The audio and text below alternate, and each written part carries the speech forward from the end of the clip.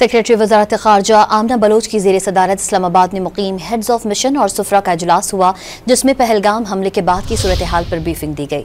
तर्जुमान दफ्तर खारजा के मुताबिक सेक्रेटरी खारजा ने सुफरा और हेड्स ऑफ मिशन को कौमी सलामती कमेटी के फैसलों के हवाले से आगाह किया। पाकिस्तान की जानिब से हमले में पाकिस्तान के मुलव्वस होने के इल्ज़ामात को सख्ती से मुस्तरद किया गया। सेक्रेटरी खारजा ने कहा कि भारत की मज़मूम कोशिशें खित्ते के अमन के लिए खतरा हैं। सेक्रेटरी वजारत खारजा आमना बलोच की ज़ेर सदारत इस्लामाबाद में मुकीम हेड्स ऑफ मिशन और सुफरा का इजलास हुआ, जिसमें पहलगाम हमले के बाद की सूरत हाल पर ब्रीफिंग दी गई।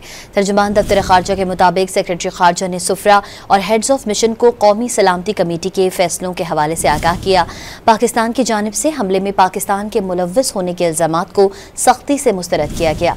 सेक्रेटरी खारजा ने कहा कि भारत की मज़मूम कोशिशें खित्ते के अमन के लिए खतरा हैं।